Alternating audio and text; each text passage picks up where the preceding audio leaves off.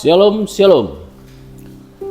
Kita bertemu lagi di saat teduh berkemenangan pagi hari ini. Kita bersyukur kepada Tuhan, kita berterima kasih kepada Tuhan karena kebaikannya, kasihnya, anugerahnya yang luar biasa dalam hidup kita. Saya percaya kita semua senang, kita bahagia pagi hari ini Tuhan berikan lagi kehidupan bagi kita. Mari kita awali hari ini dengan menghadap Tuhan. Mari kita berdoa. Terima kasih Tuhan untuk kasih karunia Tuhan dalam hidup kami. Terima kasih untuk keselamatan yang Tuhan berikan, kesehatan, kekuatan, sukacita, damai sejahtera. Terima kasih untuk malam yang kami bisa tidur nyenyak dan pagi ini kami boleh bangun dengan tubuh yang sehat. Kami datang menyerahkan hidup kami ke dalam tangan Tuhan. Sepanjang hari ini kami mohon Tuhan lindungi, jaga kami, sertai kami, berikan kami kesehatan, kekuatan untuk kami dapat melakukan aktivitas pekerjaan kami dengan baik dan semuanya untuk kemuliaan kebesaran bagi nama Tuhan. Terima kasih Tuhan, kami mau mengawali hari ini bersama dengan Tuhan dengan membaca dan merenungkan kebenaran firman-Mu.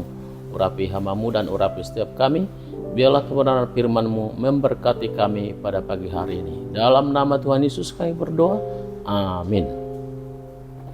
Baik, saudaraku yang kasih dalam Tuhan, kita akan membaca satu bagian firman Tuhan yang terambil dari 2 Timotius pasal yang kedua ayat 20 sampai 21. Demikian kebenaran firman Tuhan. Dalam rumah yang besar bukan hanya terdapat perabot dari emas dan perak, melainkan juga dari kayu dan tanah.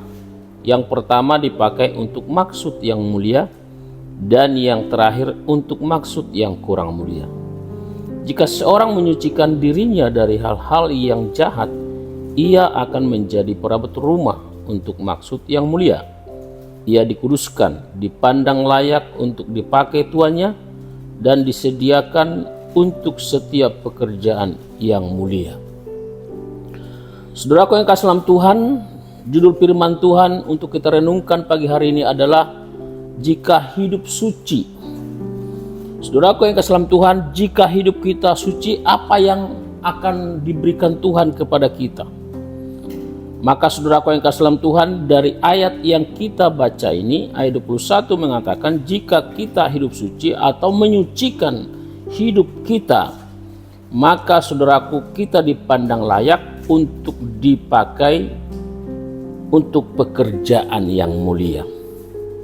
Saya ulangi, jika kita hidup suci, kita dipandang layak ya untuk pekerjaan yang mulia. Berbicara tentang pekerjaan atau pelayanan, tentu setiap kita mengalami apa yang disebut dengan tingkatan level ya. Maksudnya gini, level iman kita masing-masing, level pemakaian Tuhan dalam hidup kita, ya kan?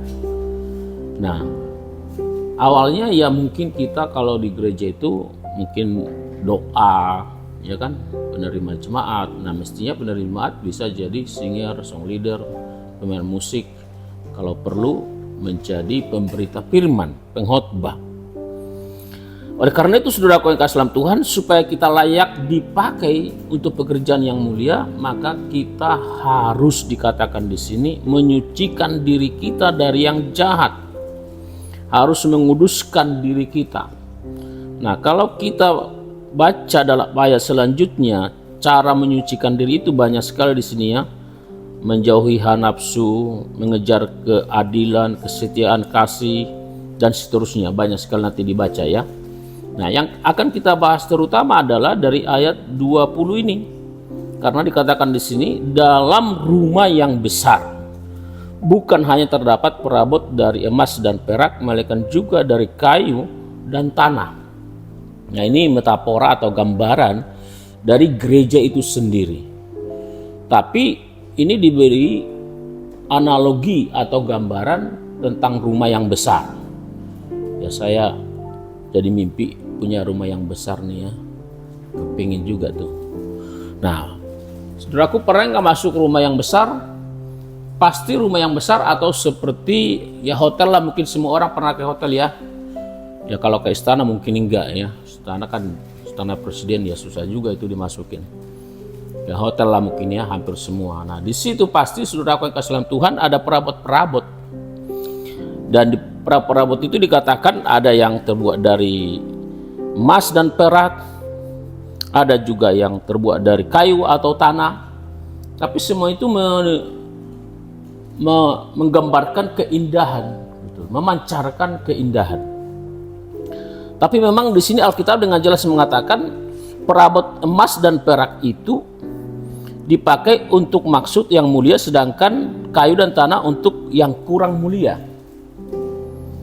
Saudaraku yang kasih dalam Tuhan, tentu di dalam gereja Tuhan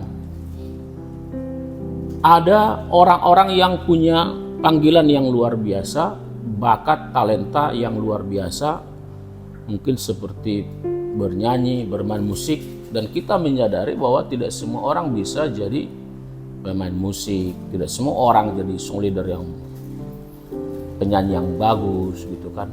Nah, jadi ini gambaran saja ya. Nah, saudaraku yang kasih dalam Tuhan, tetapi yang terutama bukan masalah talenta atau bakatnya ini sebenarnya ketika kita membaca di ayat 21 tadi, jika seorang menyucikan diri dari hal-hal yang jahat, ia akan menjadi perabot rumah untuk maksud yang mulia, ia dikuduskan.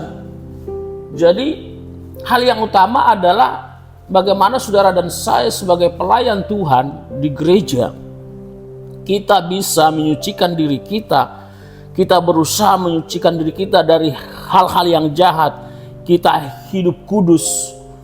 Nah, saya percaya saudaraku yang kasih dalam Tuhan, Tuhan akan memakai kita untuk pekerjaan yang mulia. Ya memang jelas ya, Alkitab firman Tuhan yang kita baca ini membedakan ya antara perkakas atau perabot rumah emas, perak, dan atau kayu dan tanah.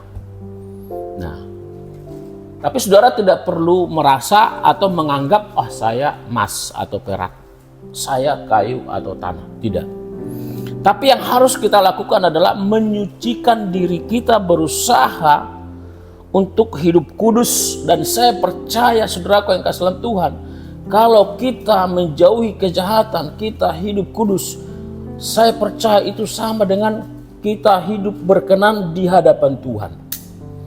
Tidak ada yang Tuhan paling senangi dari seseorang, apalagi hamba Tuhan, pelayan Tuhan, selain hidup kudus. Mampukah saudara hidup kudus, menjauhi kejahatan, menjauhi dosa, kenajisan dari hidup saudara? Kalau saudara bisa hidup kudus, mempertahankan kekudusan saudara, saya percaya saudaraku, saudara itu akan disiapkan oleh Tuhan, dipandang layak oleh Tuhan untuk pekerjaan yang mulia. Pekerjaan yang mulia, pekerjaan Tuhan yang mulia bisa berarti pekerjaan yang lebih besar, yang lebih hebat, yang lebih dahsyat. Tentu setiap kita, saya yakin dan percaya, kita ingin dipakai Tuhan menjadi alatnya. Lebih lagi, lebih lagi, lebih lagi. Saya juga gitu, kepinginnya ya menjadi pengkhotbah yang nggak usah luar biasa banget lah, tapi luar biasa bisa memberkati, orang senang mendengar gitu. Dan tentu saudara harus berusaha untuk hal itu. Usaha yang kita lakukan adalah apa yang dikatakan oleh firman Tuhan, ya menyucikan diri, menjauhkan diri dari kejahatan dan menguduskan diri kita. Sekali lagi dikatakan dalam ayat selanjutnya, kita harus menjadi hamba Tuhan yang ramah, ya, yang cakap mengajar, yang sabar, yang lemah lembut, ya, tidak suka melawan, ya. Tapi di sini dikatakan kita berusaha untuk lembut, untuk senang, menyenangkan hati Tuhan. Kiranya kebenaran firman Tuhan ini memberkati kita dan termotivasi untuk kita lebih lagi melayani Tuhan, menjadi perkakas atau perabot rumah yang mulia. Amin. Untuk kebenaran firman Tuhan kita berdoa. Terima kasih Tuhan, kami sudah mendengarkan kebenaran firman-Mu. Kami mau Tuhan menjadi perabot yang mulia untuk pekerjaan yang mulia. Karena itu biarlah setiap kami berusaha menjauhkan diri atau menyucikan diri dari segala kejahatan dan kami hidup kudus. Tolong kami Tuhan, biar kami berkenan di hadapan Tuhan. Terima kasih Tuhan, kami serahkan hidup kami ke dalam tangan Tuhan sepanjang hari ini. Tuhan tolong kami, Tuhan berkati kami. Jika kami Tuhan izinkan menghadapi pergumulan persoalan, berikan kami kecekapan, kuatkan kami, dan berikan kami jalan keluar. Terpujilah nama-Mu Tuhan. Dalam nama Tuhan Yesus kami berdoa. Amin. Demikian firman Tuhan untuk kita pagi hari ini. Tuhan memberkati. Amin.